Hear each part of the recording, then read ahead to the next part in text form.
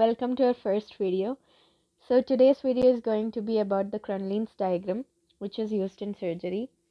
Kronleins diagram is a very important diagram which is used for projecting the important structures that are present inside the cranial cavity. It is also very necessary for having access to them during a surgery. This diagram consists of several different lines.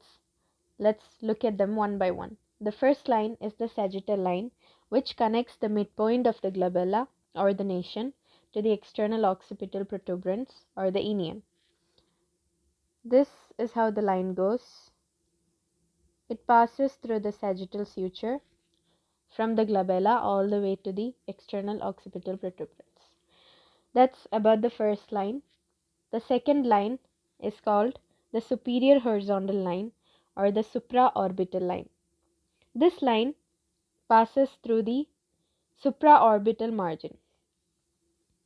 You can see the line here. And that's it about the second line. The next line is called the inferior horizontal line or the auriculo-orbital line.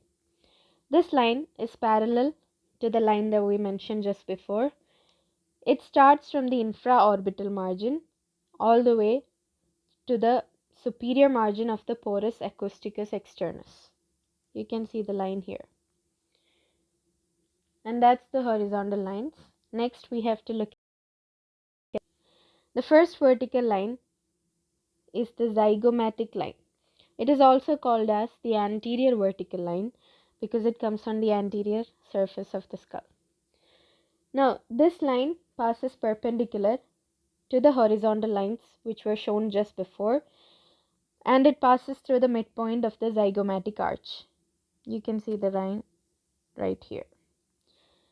Now, the second vertical line, it's called the articulating line or the middle vertical line because it's in the middle of all the vertical lines. This one passes parallelly to the first one and it passes through the mandibular process. You can see the second line here.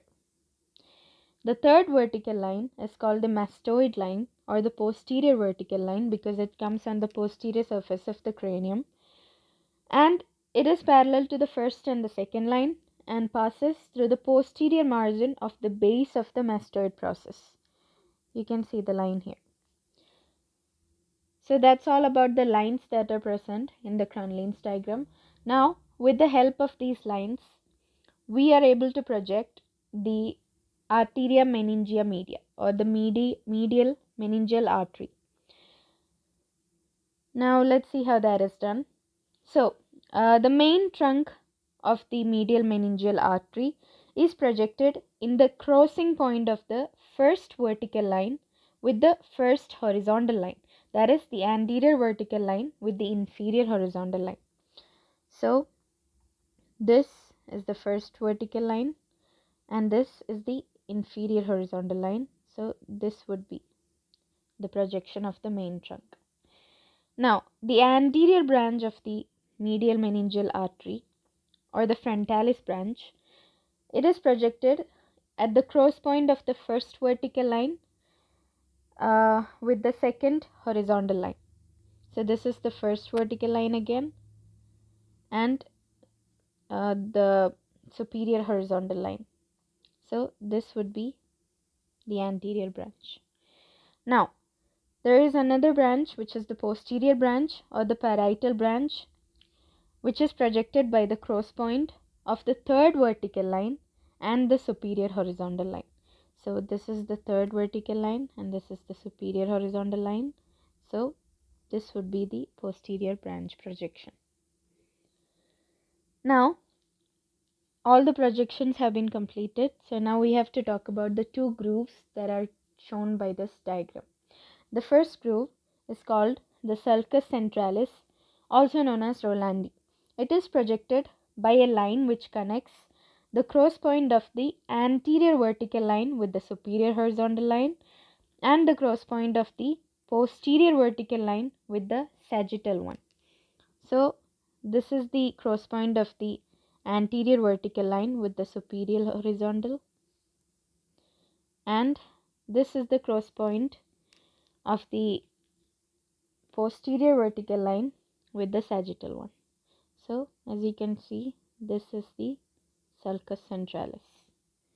Now the length of the sulcus is usually measured by the part of this line which comes between the middle and the posterior vertical lines. Now, the next sulcus is called the Sulcus Lateralis, also known as sylvi, which is projected by the bisector of the angle between the superior horizontal line, which is this, and the Sulcus Centralis, which I just showed here. So this is the bisecting angle. So this is the Sulcus Lateralis. And that's all the projections and structures shown by the Kronleins diagram. Thank you.